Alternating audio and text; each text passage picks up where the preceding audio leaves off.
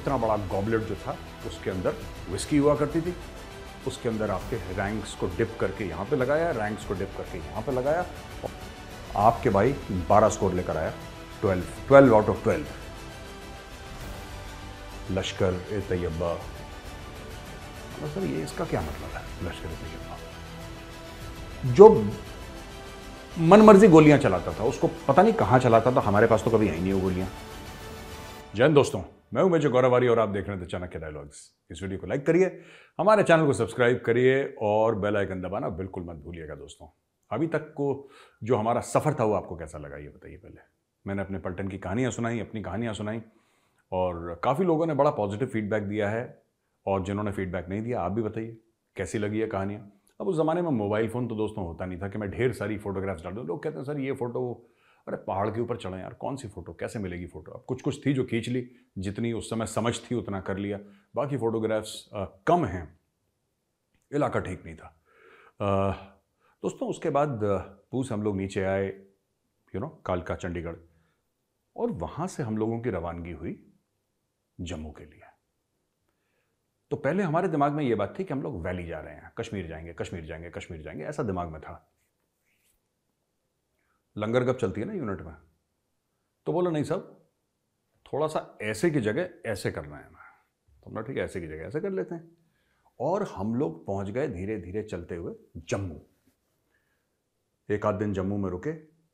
जम्मू में दोस्तों रुकने के बाद पहली बार हमने ये नाम सुने, मैंने कम से कम, मेरी यूनिट वाले तो पहले वहाँ पे रह चुके थे, तो मुझे इतना आइडिया नहीं था।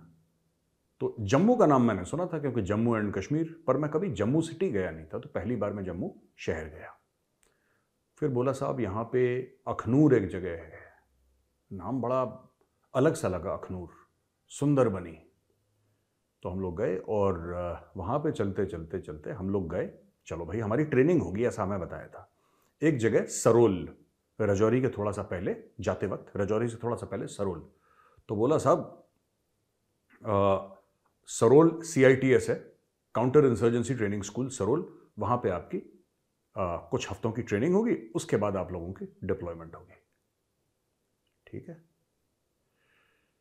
हम पहुँचे जम्मू, और जम्मू से हमारी गाड़ी चली धीरे, खटर पटर खटर पटर 110 में बैठ के, और बस में आगे बैठा, और इधर ड्राइवर, मैं लेफ्ट हैंड साइड में, को ड्राइवर, और पीछे डंडा मैन। अब डंडा मैन यार, अब एक फौज में ही होता है डंडा मैन, हमारे टाइम पे तो होता है, आजकल पता नहीं फौज में भी नई नई बड़ी फैंसी गाड़ियाँ आ गई तो डंडा मैन आजकल होता नहीं, एक डंडा मैन होता था। ठीक है, और पता नहीं होता होगा उसके हाथ में डंडा, मुझे नहीं पता, बट डंडा मैन कहते थे उसको। और डंडा मैन क्या करता था, आई स्टिल डोंट नो डंडा मैन क्या करता, हमारे टाइम पे होता था डंडा मैन। ठीक है, तो 3 टन का ट्रक था, वो बड़ा शक्तिमान जो था वो। और अब ये सारी गाड़ियां फौज से फेज आउट हो गई हैं दोस्तों, ये 1 टन, जोंगा, और कुछ जिप्सीज रह गई हैं बस हमारे टाइम की गाड़ियां। बाकी तो सारी गाड़ियां, ये मैं देखता हूं तो पुरानी इक्विपमेंट है ही नहीं फौज में जो मेरे टाइम पे थी। पूरा मतलब 1-2 हथियार को छोड़ के हथियार भी चेंज हो गए, इक्विपमेंट भी चेंज हो गई, सब कुछ नया आ गया फौज में। तो now days when I go I don't recognise most of the things. 2-3 बार जाता हूँ फिर मुझे समझ में आ जाता है क्या है। लेकिन तो हम लोग गए वहाँ पे, खैर तो रुके एक जगह सुंदरबनी।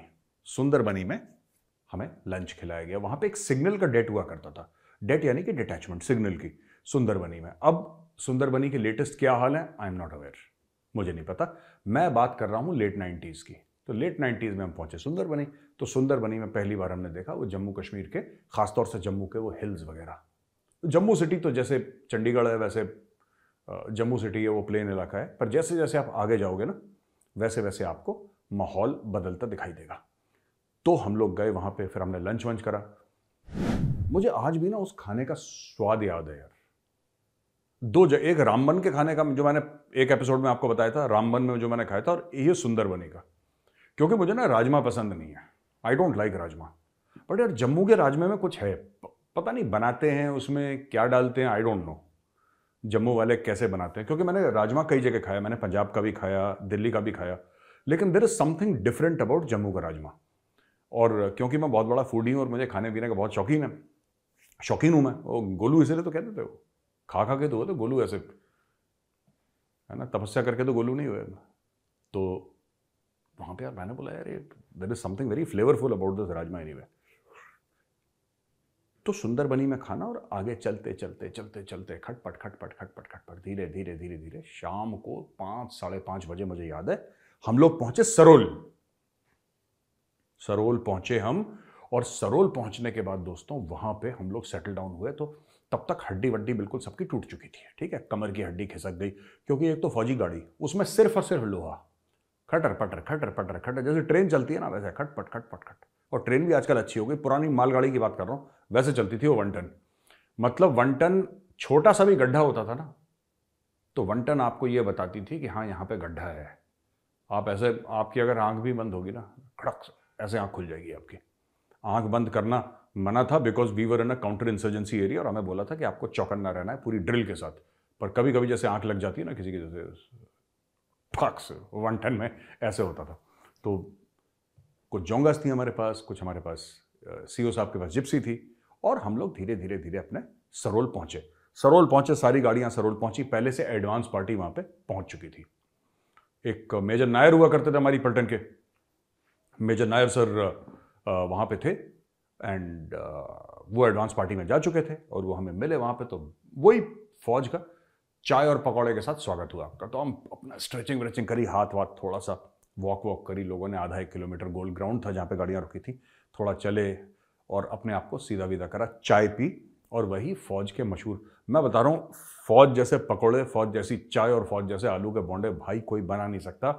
आप कोई मशहूर ढाबा ले लो, ठीक है, ढाबा या 5 स्टार होटल, इंडियन आर्मी जैसी चाय, वो चाय का स्वाद कश्मीर से लेकर कन्याकुमारी तक एक जैसा है। वो जो दाल है ना, दाल फौज की, उसका स्वाद लद्दाख में भी वही है, तमिलनाडु में भी वही है, नागालैंड में भी वही है, गुजरात में भी वही। वो दाल का स्वाद नहीं बदलता। पता नहीं फौज कुछ करती है, कुछ स्टैंडर्डाइजेशन है, कुछ करती है फौज। या तो ये एएससी वालों का एक वो स्कूल है, मैंने कवर भी करा था पेट्रियट में, ये इधर बैंगलोर में है, या तो वो कुछ जादू वादू सिखाते हैं इनको, लेकिन there is something in that fauji chai. Anyway, वो चाय और वो लाल वाली चटनी, वो पता नहीं वो गंदी वाली थी, that I think it had some acid और something like that. It was a mixture between red food colour and hydrochloric acid, ऐसे देखने में लगता था, बड़ी खतरनाक सी। तो हम अवॉइड करते थे वो लाल वाली चटनी, लेकिन हमने और खाया और खूब खा पी के फिर हम ठीक हो गए। हमारे टेंट्स में रहते थे यार हम उस समय ना, ऐसे कोई अकोमोडेशन नहीं था सरोल में, तो देवर टेंट्स, एक लाइन में टेंट लगा। तो सीओ साहब थे, उनका तो अलग मामला था बिल्कुल, जाहिर सी बात है, और 2IC का भी अलग था। फिर बाकी कंपनी कमांडर्स एक लाइन में, मैं भी कंपनी कमांडर था, मैं सबसे बच्चा कंपनी कमांडर था, ठीक, I was the youngest company commander. और बड़े बड़े जो कंपनी हमारे जो थे सीनियर, वो सारे खुर्राट, पुराने ना, पूरे खुर्राट। गौड़ सर थे और मेजर रावत, ठीक है, सुखी सर थे, मेजर सुखबीर सिंह, और भी थे, एक मैं था, और इस तरीके से। और Pillai sir was the quarter master और अनुज सर थे एडजुटेंट, ठीक है। अब क्या हुआ कि हम लोग गुरदासपुर से फील्ड एरिया में आए, तो कुछ समय के बाद हम लोग मेजर वेजर बन गए, ठीक है ना। फौज में इसको बरसाती मेजर कहते हैं, राइट, फील्ड मेजर तो आप बन जाते हो, तो यहाँ पे मेजरी आपकी लग जाती है। सीओ आपको बुलाता है अपने ऑफिस में। हमारे टाइम पे तो ट्रेडिशन था, अब पता नहीं क्या होता है, मुझे नहीं पता, लेकिन इतना बड़ा गॉबलेट जो था उसके अंदर विस्की हुआ करती थी, उसके अंदर आपके रैंक्स को डिप करके यहाँ पे लगाया, रैंक्स को डिप करके यहाँ पे लगाया, और चर्स सा ठक एक शॉट पे सलूट, बाहर, कहानी खत्म। फिर आपका जो पार्ट 2 ऑर्डर होना है, जो भी XYZ फौज की कार्रवाई है वो हो जाती थी और ये मामला खत्म हो जाता था। एनीवे, तो हम लोग वहां पे सरोल में गए हो यार। सरोल में पहली बार हमें सरप्राइज मिला बहुत तगड़ा। आज तक जो फौज ने सिखाया था ना लड़ने का तरीका, जो सरोल में इंस्ट्रक्टर थे वो कुछ और ही कहानी सुना रहे थे यार। अब मैं आपको बड़े आसान शब्दों में समझाता हूं। हमें ये आज तक सिखाया गया था, एकेडमी में भी यही सिखाया गया था, और हमें पलटन में भी यही सिखाया गया था, गुरदासपुर में, सूरतगढ़ में, पू में, हमने तो यही सीखा था।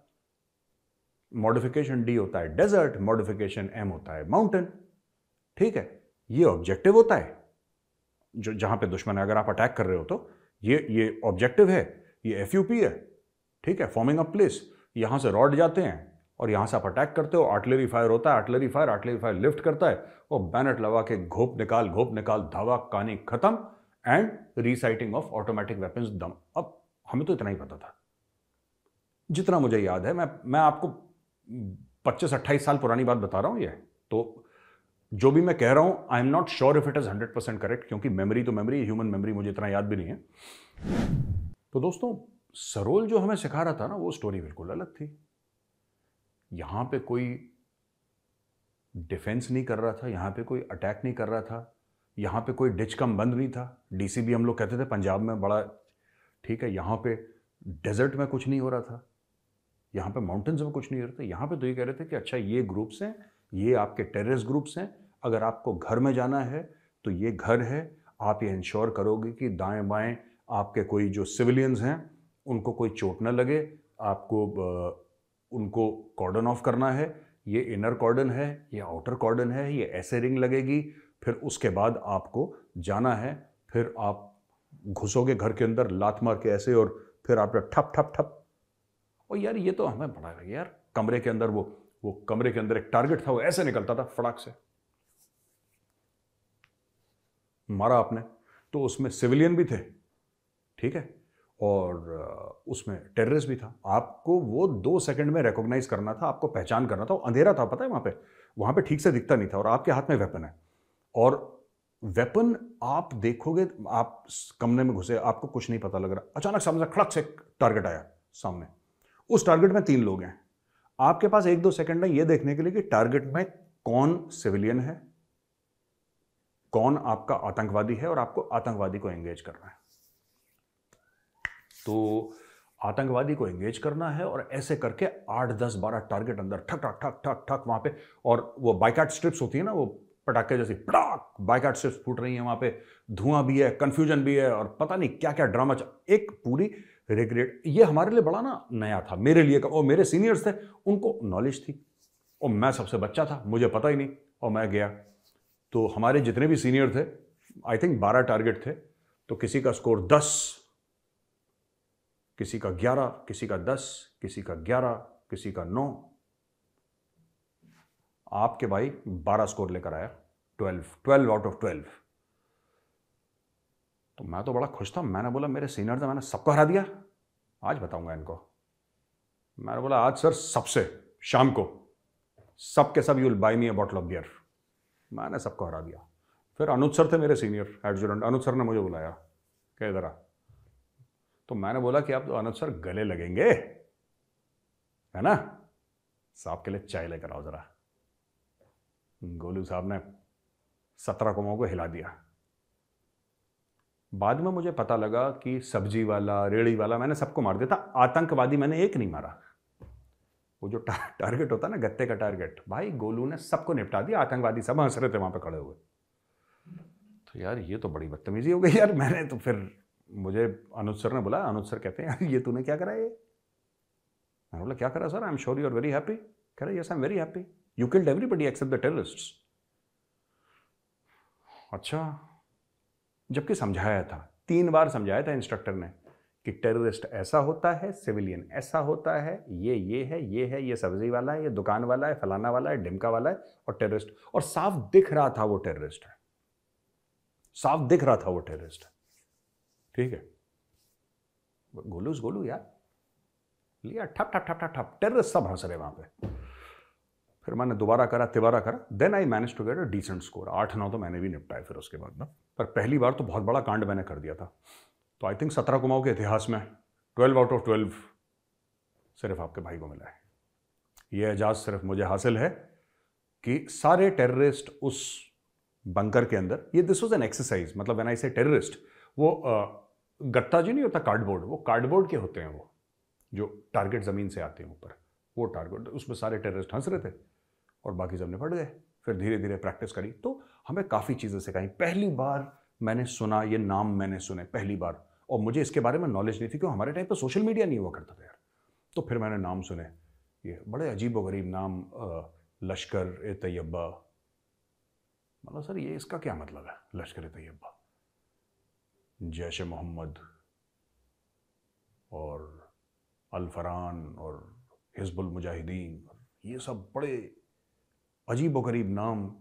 क्योंकि हमने तो ऑर्बैट स्टडी करा था, पाकिस्तानी आर्मी का ये ऑर्डर ऑफ बैटल है, ठीक है, ये उनका कोर है, ये इनके डिवीजन है, ये उनके ब्रिगेड है, ये उनकी बटालियंस हैं, इधर ऐसे ऐसे इनकी डिप्लॉयमेंट है, यहाँ पे इनका एयर डिफेंस है, यहाँ पे फलाना मुजाहिद बटालियन है, यहाँ पे फलाना इनका एक कमांडो बटालियन है, फलानी ये बटालियन।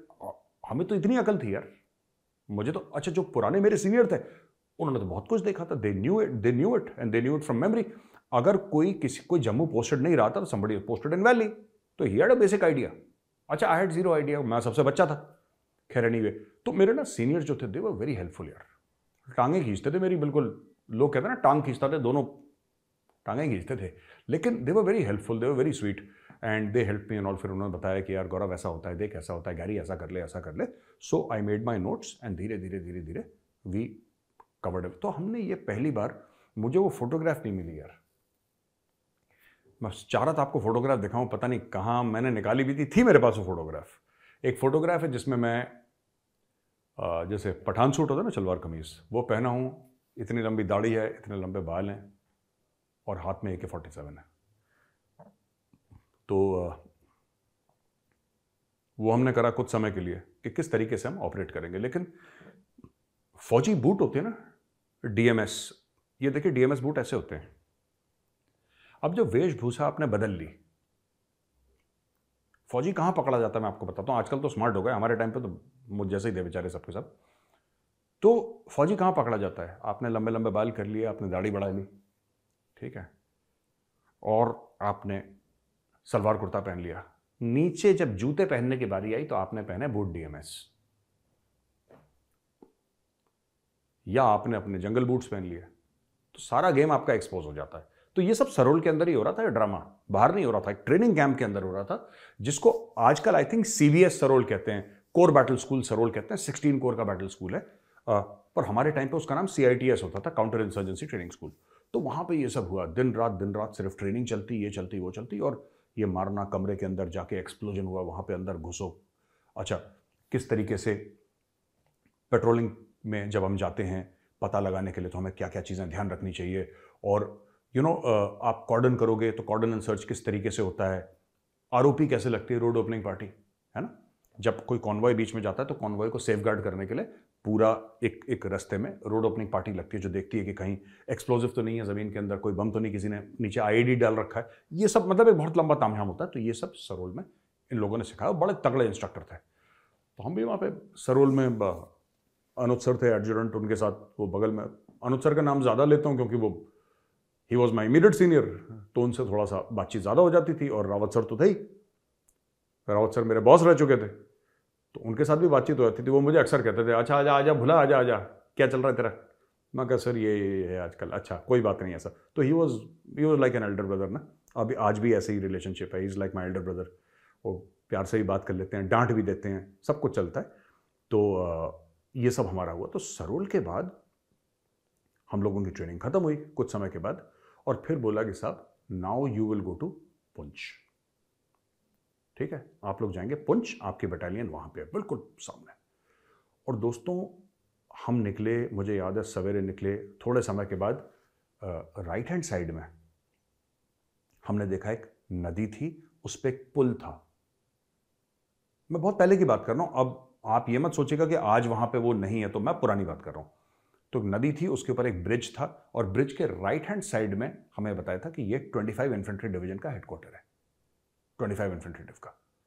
तो वो हेडक्वार्टर वहाँ पे, और पर हम लोग वहाँ से हम लोग सीधे सीधे सीधे गए, और रात को हम लोग पहुँच गए अपने लोकेशन पे। थके हारे आए थे, लेकिन we realise that we were in the middle of counter insurgency, और वहाँ से लाइन ऑफ कंट्रोल ज़्यादा दूर नहीं थी। कुछ लोग हिंटरलैंड में थे, यानी कि पीछे वाले एरिया में, उनकी ढूंढ लग रही थी टेररिस्ट्स की, 17 कुमाऊं की, और कुछ को भेज दिया लाइन ऑफ कंट्रोल कि तुम इनको आने से, you become the first line of defence, इनको अंदर नहीं आने देना। अगले एपिसोड में दोस्तों मैं आपको बताऊंगा किस तरीके से हमने वहां पे एम्बुश लगाया, किस तरीके से हमने कोशिश करी जो पाकिस्तानी इन्फिल्ट्रेटर्स थे, और एक पागल पाकिस्तानी फौजी कोबरा पोस्ट का जो मनमर्जी गोलियां चलाता था, उसको पता नहीं कहां चलाता था, हमारे पास तो कभी आई नहीं हो गोलियां। वो टट टट टट टट टट, जब उसका मूड, उसकी बीवी से लड़ाई हो रही होगी, चिट्ठी नहीं लिखी बीवी ने, या कुछ कुछ हो गया होगा नोक झोंक उसकी, तो हमारे ऊपर निकालता था वो, ठीक है। तो उस पागल पाकिस्तानी फौजी की भी आपको कहानी सुनाऊंगा और अपने इंप्रेशन बताऊंगा पाकिस्तानी आर्मी। मैं काफ़ी क्रिटिसाइज करता हूं पाकिस्तानी फौज को, लेकिन मैं आपको आज बता देता हूं, जूनियर लेवल पे जो पाकिस्तानी आर्मी है ना, इनके लेफ्टिनेंट्स, इनके कैप्टन्स, इनके मेजर, इनके लेफ्टिनेंट कर्नल, ये अलग हैं। ये अलग हैं क्योंकि मैं इनको सामने फेस कर चुका हूं लाइन ऑफ कंट्रोल पे। They are different. और पाकिस्तानी आर्मी के जब ब्रिगेडियर एंड अबव हो जाए, इनका कुछ दिमाग खराब हो जाता है ब्रिगेडियर बनने के बाद, कुछ इनका कुछ दिमाग में कुछ पागल हो जाते हैं, हरकतें इनकी अजीब सी हो जाती हैं। लेकिन पाकिस्तानी फौज, मैंने एक बात नोट करी है ना, दीज आर टू डिफरेंट आर्मीज।